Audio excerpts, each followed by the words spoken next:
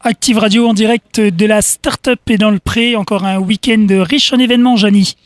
Oui, 3e édition et nous avons la chance d'accueillir le premier lauréat justement de la Start-up et dans le Pré. C'est presque un ami et un confrère parce que il a fait de la radio, il a travaillé en presse écrite, notamment à Ouest France que l'on connaît puisqu'on a tenu notre congrès récemment à Rennes où on a eu la chance de visiter effectivement Ouest France. Alors une première petite question Franck, c'est à l'époque de la première édition, qu'est-ce qui vous a sensibilisé à vous engager et à présenter votre projet? En fait, je ne voulais pas la faire parce bon. que je suis une sorte d'ours qui aime beaucoup son bureau et je suis un peu introverti, enfin extraverti, introverti. Et puis on m'a dit tu vas voir, c'est super. On m'a présenté les gens. J'ai assisté à une réunion avec Pierre Alzingre qu'il faut saluer pour sa convivialité en fait. Et il m'a dit vas-y, je lui ai présenté mes projets. Je lui ai présenté 2-3 projets. Il m'a dit mais présente ça. Je lui présente le deuxième, présente ça. Je lui présente le troisième, présente ça. Et à la fin, bon, on va s'arrêter sur un projet. On l'a présenté. Et voilà. Alors, le projet, c'est un projet effectivement informatique puisque c'est l'innovation, la création d'un logiciel. Est-ce que vous pouvez nous rappeler avec justement un petit peu de précision la création de ce projet qui était présenté pour devenir le lauréat de la première édition? Ouais, en fait, une de mes clientes a un site de vente en ligne et se trouvait dans l'impossibilité de connaître la quantité d'un produit vendu à un instant T. Et elle m'appelle un jour, elle me dit Franck, Caroline ne sait pas combien elle a vendu de photos le 14 février par exemple. Et on a planché avec mon collègue Anthony, on a planché sur un concept de logiciel qui permet d'intégrer toutes les statistiques de données, donc à l'heure actuelle 5 ans de statistiques de données sur un site de vente en ligne, sur un seul et même tableau croisé dynamique qui nous permettent en temps réel de savoir quelle quantité, sous quel mode de paiement on a vendu un produit. Et on l'agrège aussi par des statistiques, donc avec des projections dans le temps, avec des calculs de tendance pour anticiper un besoin en personnel, en matière première. On peut adapter ça à tout un corps de métier. Et à l'heure actuelle, ça peut tourner sur 1 500 000 sites dans le monde. Donc à l'heure actuelle, on l'a vendu pour notre cliente. On est en démarche d'internationalisation du produit et toujours en démarche de peaufinage avant de le commercialiser pour de vrai. Alors Franck, à l'origine, vous aviez une formation d'informaticien, malgré l'expérience que vous avez vécue effectivement dans les médias, en radio, en presse écrite, mais la formation initiale, c'était l'informatique? BEP de compta. Ah bon? Je suis un passionné d'informatique. Je suis sorti de mon BEP de compta. J'ai été chauffeur de car, j'ai été libraire, j'ai bossé donc chez Ouest France et la Manche Libre.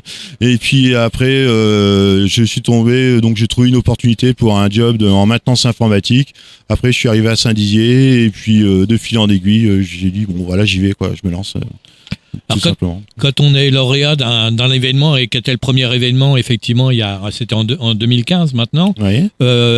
Trouver un local pour exercer justement son activité, son job, c'est facile à Saint-Dizier de trouver un lieu pour exercer son activité professionnelle? Alors moi j'avais la chance d'être déjà hébergé à la Pépinière, parce que quand j'étais chez moi avec ma micro-entreprise, mon auto-entreprise, et un jour je vois un tweet de la Codecom qui annonce qu'il y a une pépinière à Saint-Dizier, qui a un incubateur, donc je demande rendez-vous à l'incubateur et j'arrive à la pépinière et je dis mais comment je peux être ici à la pépinière? Donc je suis rentré à la pépinière en février 2014 et on a gagné la start-up au mois de mai 2014, mais j'étais déjà à la pépinière et ça c'était vraiment un luxe. Quoique le gagnant gagne maintenant 1 an de loyer, d'ailleurs j'en ai bénéficié, pendant 1 an j'ai pas payé mon loyer, donc déjà c'est extraordinaire quand on démarre. Maintenant il reste l'étape du après, on est dans une pépinière, mais après où est-ce qu'on va aller quoi? Une des dernières questions, là tout à l'heure on a rencontré un des premiers partenaires, Enedis, dans le secteur de l'énergie électrique. Il vous a apporté aussi son soutien à cette époque-là?